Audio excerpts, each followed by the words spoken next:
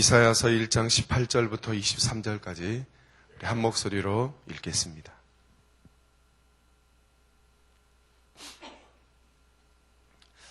이사야서 1장 18절부터 20절 한 목소리로 읽겠습니다. 여호와께서 말씀하시되 오라 우리가 서로 변론하자. 너희의 죄가 주홍 같을지라도 눈과 같이 희어질 것이요 진홍같이 붉을지라도 양털같이 희게 되리라.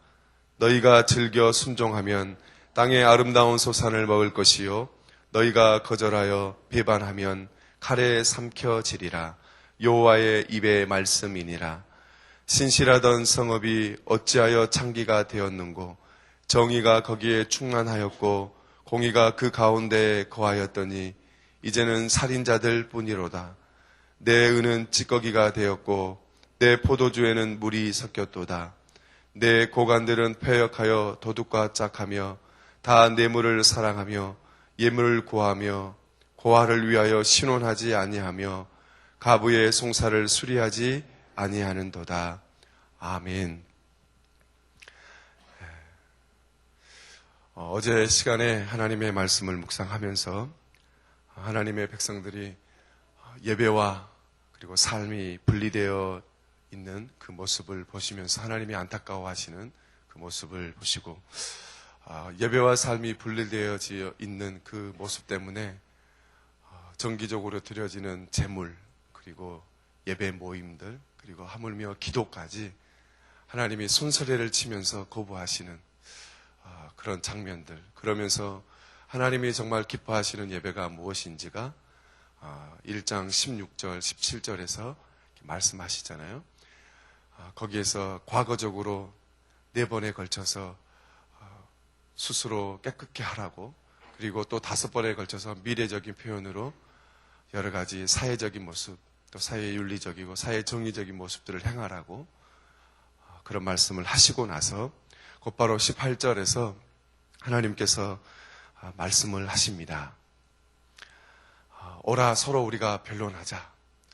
그러니까 여기에서 보면 좀 무겁고 딱딱한 법정에 서 있는 듯한 그런 분위기인 건 사실이지만 여기를 자세히 들여다보고 묵상해 보면 일단 회개하기 전에 회개라는 단어를 꺼내기 전에 일단 주님과 와서 한번 너희들의 잘못이 무엇인지 한번 서로 이야기를 한번 해보자. 그게 먼저인 것 같아요. 그러면서 서로 이야기하다 보면 무엇이 잘못되었고 어디서부터 고쳐야 되는지에 대해서 알 수 있을 것이다. 아마 그런 내용들을 우리가 깨닫지 않을까. 그리고 이 본문을 묵상을 하다 보면 하나님은 앞에 있는 본문들을 배경으로 보면 하나님은 벌 주고 심판하는 어떤 그런 분위기도 있지만 오늘 본문에 보면 하나님은 절대로 하나님의 백성들을 벌 주는 것이 결코 그렇게 즐거운 마음으로 하시는 것이 아니다. 그런 것을 볼 수가 있습니다. 오늘 본문에 보면 18절부터 20절에 보면 하나님의 그 간곡한 초청 와라. 그리고 함께 변론해보자. 너희 죄가 주홍 같을지라도 그리고 너희 죄가 또 진홍같이 붉을지라도 다 희게 해주고 다 사해줄 것이다. 그런 하나님의 간곡한 초청에 그런 응하는 자에게 하나님께서 2가지의 약속을 하고 계십니다. 하나는 18절에 나와 있는데요. 제가 금방 읽은 것처럼 제사함을 해주겠다. 죄를 용서해 주겠다. 여기 보면 주홍과 진홍이 나오잖아요. 그 당시에 색깔이 그렇게 발달되지는 않았을 텐데 주홍과 진홍은 눈에 선명하게 띄는 아마 그런 색깔이었을 것입니다. 그런데 죄를 얘기하면서 주홍과 또 진홍이라는 그 붉은색을 왜 택했을까? 그걸 보면 앞에 우리가 1장 15절에서도 보면 너희 손에 피가 가득한다. 그러니까 너희들이 지은 그 죄, 너희들이 지은 그 악한 행신들, 그것으로 인한 또 무고하게 흘리는 그 피, 그것들을 의미하고 있는 것 같습니다. 비록 주홍과 진홍처럼 너희 죄가 붉을지라도 내게로 와라. 나의 간곡한 그 초청에 응답해라. 그러면 내가 너희들을 용서해 주겠다. 그것도 눈과 같이 휘어질 것이고 양털과 같이 희게 되리라. 붉은색인데 거기에 흰색을 덮어서 깨끗게 또 아름답게 해주겠다. 그 말씀입니다. 성경에 보면 하나님께서 죄를 처리하시는 여러 방법들이 있어요. 너희들이 회개하고 용서하면 죄를 처리하시는 하나님의 모습들이 성경에 여러 가지가 듭니다. 얼른 기억되는 것은 깨끗게 해주시고 또 죄를 하나님이 전혀 기억하지 않겠다. 그리고 내 등 뒤로 던져버리겠다. 그런 여러 가지 표현들이 있습니다. 오늘은 여기서 눈과 같이 휘어질 것이라고 또 양털같이 희게 하겠다고 그런 말씀으로 말씀하고 있습니다. 또 두 번째로 하나님의 간곡한 초청에 응하는 자에게 주어지는 두 가지 약속 중에 첫 번째가 제사함이라고 그랬고 또 하나가 무엇이냐면 19절에 나오고 있는데 땅에 아름다운 소산을 먹을 것이다. 그러니까 이 말씀을 묵상해보면 지금 본문의 분위기는 백성들이 다시 한번 포로 생활, 다시 한번이 아니고 포로의 생활에 들어가기 한 그것이 임박해 있다. 이사야도 그렇고 여러 선지자들이 계속해서 너희들이 지금 포로로 끌려갈 것이다. 하나님도 그것에 대해서 끊임없이 이야기를 했으니까요. 그런데 땅의 아름다운 소산을 먹을 것이다. 이렇게 말씀하신다는 것은 무엇을 의미하자면 본문의 분위기 전체가 백성들의 포로 생활이 임박했다는 것을 의미하고는 있지만 그럼에도 불구하고 너희들이 회개하고 내게로 돌아온다면 너희들은 끌려가지 않을 것이다. 그리고 이 땅에서 영원히 살 것이다. 이런 말씀을 하고 있는 것입니다. 그러니까 지금 하나님께서 주어주신 그 가나안 땅에서 영원히 살 것이다. 그런데 하나님이 이 말씀을 하시기 전에 계속해서 선지자들을 통해서 너희들은 분명히 끌려갈 거다. 포로로 끌려갈 것이다. 계속 그런 말씀을 했단 말이에요. 그런데 오늘 이 말씀에서 너희들이 즐겨 순종하면 땅의 아름다운 소산을 먹을 것이다. 포로로 끌려가지 않을 것이다. 이렇게 얘기하고 있는 겁니다. 그러니까 어찌 보면 하나님의 입장에서는 하나님이 하신 말씀을 번복하고 있는 듯한 그런 인상을 줄 수도 있습니다.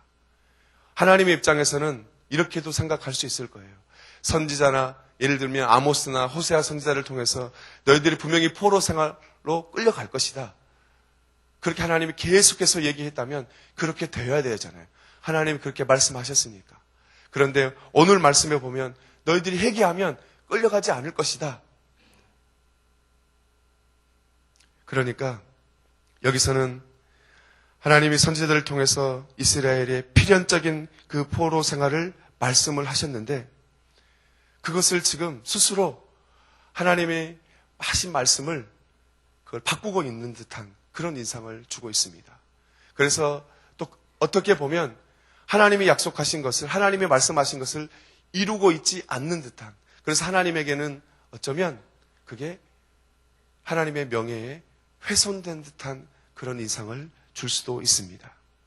그런데 오늘 본문의 분위기를 보고 이 본문을 묵상해 보면 비록 하나님이 그렇게 말씀을 하셨고 그것 때문에 하나님의 명예가 훼손된다고 할지라도 하나님은 끝까지 자기의 백성들이 회개하고 포로로 끌려가지 않기를 그런 마음이 간절하다는 그것이 여기에 들어있다. 하나님은 심판하시는 모습도 성경에 나와 있지만 그것보다 더 강조되어 있는 모습은 자기 백성을 끝까지 사랑하시고 자기 백성을 사랑하고 긍휼히 여기시는 그 하나님의 모습이 여기에 담겨져 있다. 여기에 들리고 있다. 그 하나님의 간곡한 마음들, 그 마음들이 18절부터 20절의 마음의 말씀에 들리는 것이 아닌가. 그렇게 저는 말씀을 보면서 묵상하였습니다. 그런데 이 하나님의 이 간곡한 초청에 응하는 자에게 두어지는 이 두 가지 약속이 있음에도 불구하고 만약에 하나님의 초청에 거절한다면 20절에 칼에 삼켜지리라. 이런 말씀이 있습니다. 그러니까 포로 생활로 간다는 말씀 아니겠어요? 이 본문을 묵상하면서 그런 깨달음을 갖게 됩니다. 우리 인간들에게는 두 가지만 있는 것 같아요. 하나님을 섬기든지 아니면 거부하든지. 이 두 가지 선택 중에 하나만 있는 것이 아닌가 그렇게 여겨집니다. 즐겨 순종하든지 아니면 거역하든지. 거기에 어떤 애매한 중간 지대는, 중립적인 지대는 거기에는 존재하지 않는 것 같습니다. 사랑하는 성도 여러분, 하나님께서는 여러분들에게 매 순간마다 말씀하시는 부분들이 있을 것입니다. 그 말씀들 앞에 순종하든지 아니면 거역하든지 그 두 가지 선택만 있다는 말씀입니다. 거기에 예매한 중간지대, 중립적인 그런 모습은 존재하지 않는다. 오늘 본문에서는 그런 말씀을 하고 있습니다. 여러분 21절, 23절 그 배경 속에서 선지자가 앞에 본문에서도 그렇지만 주의 백성들, 하나님의 백성들로부터 받은 그런 충격 그리고 실망하는 그런 분위기가 계속되는 것을 볼 수 있습니다.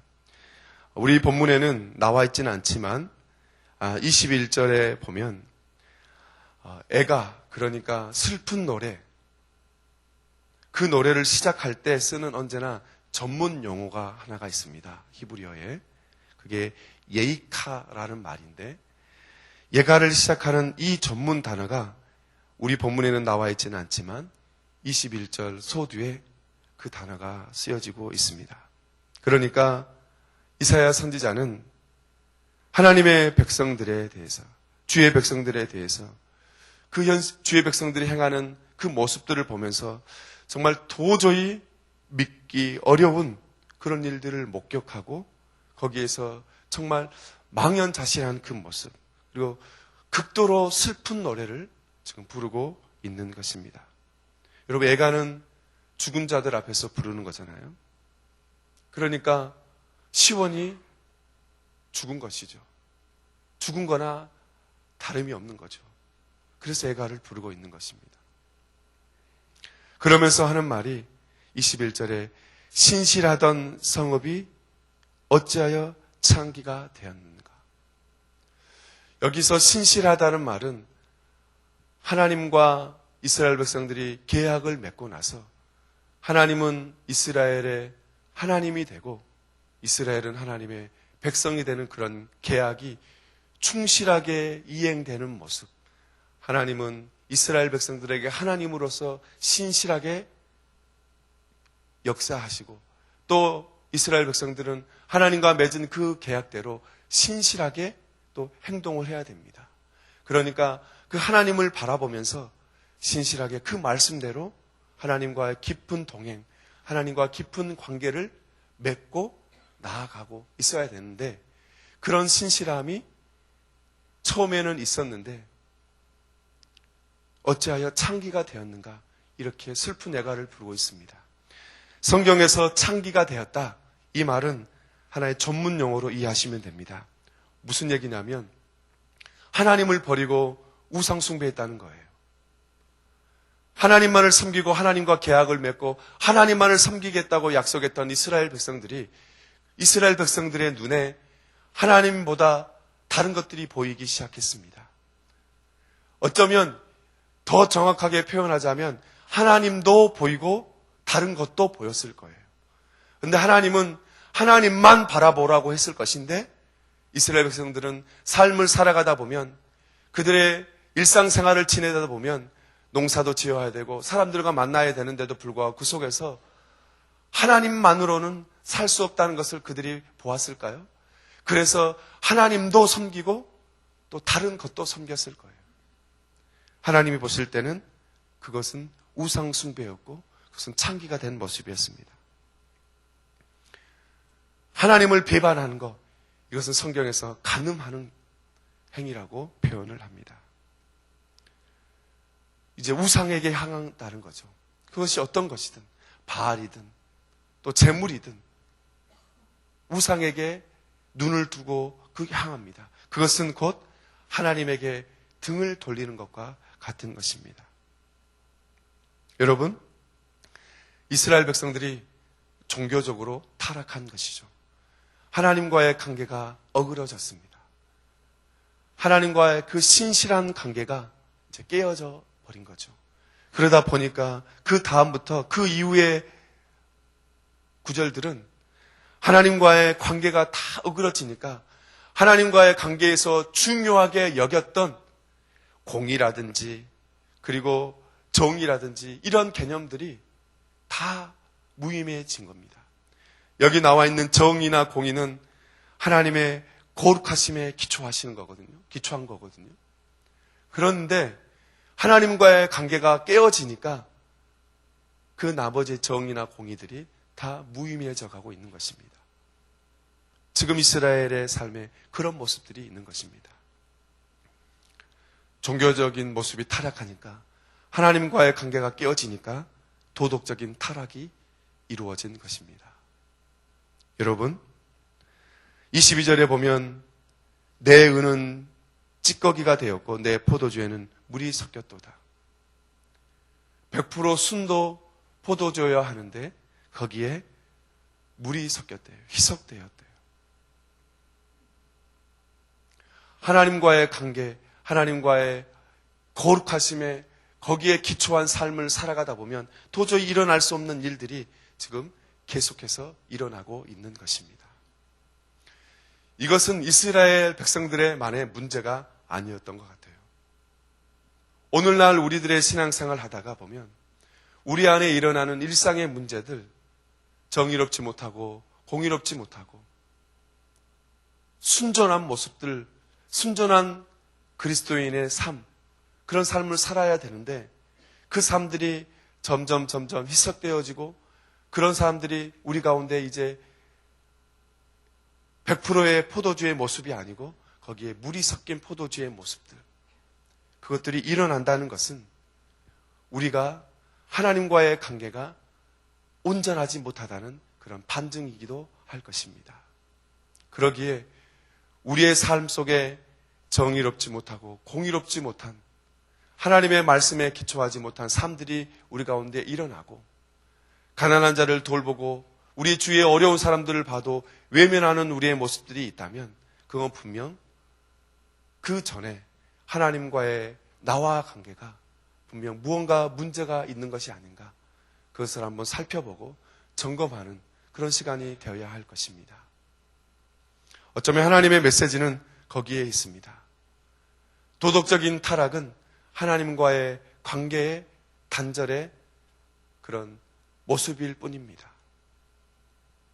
가난한 자를 돌보지 못하고 또 뇌물을 사랑하고 예물을 구하고 고아를 시원하지 않고 가후의 송사, 그러니까 어렵고 힘든 사람들의 모든 모습들을 외면하고 있는 그런 이스라엘 백성들의 모습, 하나님의 백성들의 모습은 거기에 근원적인 원인은 하나님과의 관계가 올바르지 않다. 하나님의 말씀 앞에 순전하게 반응하지 않는다. 거기에 심각한 문제가 있는 것입니다. 오늘 이 말씀을 통해서 여러분 각자에게 주시는 하나님의 음성을 듣는 귀한 새벽 되시기를 주님의 이름으로 간절히 축복합니다. 하나님 아버지, 이사야서 말씀을 묵상하고 있습니다. 저희들의 삶을 되돌아봅니다. 이스라엘 백성들을 하나님과의 관계가 어그러지니까 도덕적인 타락, 또 사회적인 부정의들이 속속히 일어났고 그것이 그 사회 속에 만연하였습니다. 하나님 귀한 말씀을 묵상하면서 오늘의 말씀은 이스라엘 백성들이 살았던 이사야 선지자가 활동했던 그 시기에만의 문제가 아니고 오늘날 우리의 문제인 것도 동일하게 또 깨닫게 됩니다. 하나님 오늘 주시는 말씀을 통해서 각자에게 또 결단하고 하나님 앞에 다시 한번 하나님과의 관계를 다시 깊게 생각해보는 그런 귀한 시간이 되게 하여 주옵소서. 예수님의 이름으로 기도합니다. 공동 기도문 3번 선교에 대해서 함께 기도하시겠습니다. 모든 민족과 열방에 10개 세우게 하옵소서. 이 일이 오로지 하늘 아버지의 뜻에 이끌리게 하옵소서. 우리 욕심이 비전과 헌신의 시야를 흐리지 않게 하옵소서. 주는 다시 오실 때까지 복음 전도의 아름다운 발걸음이 강물처럼 들불처럼 이어지게 하시고 그곳이 어디든지 주님이 말씀하시면 순종하고 나아가는 선교 공동체가 되게 하옵소서. 영혼을 사랑하고 찾으시는 하늘 아버지의 마음을 우리 모두에게 부어 주옵소서. 아멘. 주기도문 하시겠습니다. 하늘에 계신 우리 아버지, 아버지의 이름을 거룩하게 하시며 아버지의 나라가 오게 하시며 아버지의 뜻이 하늘에서와 같이 땅에서도 이루어지게 하소서. 오늘 우리에게 일용할 양식을 주시고 우리가 우리에게 잘못한 사람을 용서하여 준 것 같이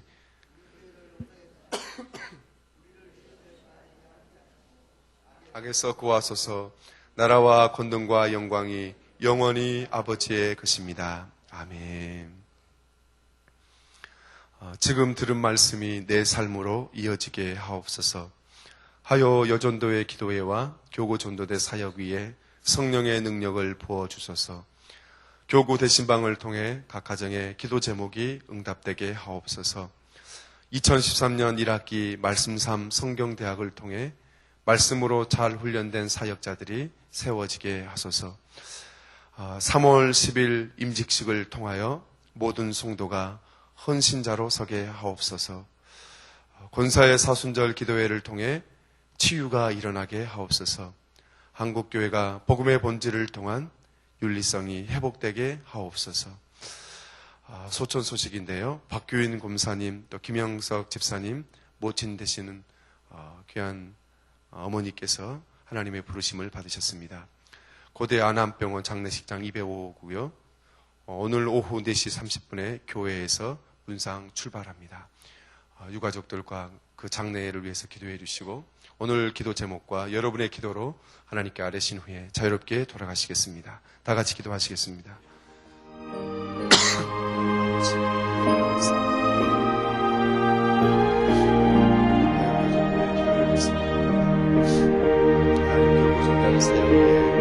하나님 성령의 능력을 부어주옵소서. 하나님 교구 대신방을 통해서 각 가정의 기도 제목이 응답되게 하옵소서. 하나님 2013년 1학기 말씀 3성경대학을 통해 말씀으로 잘 훈련된 사역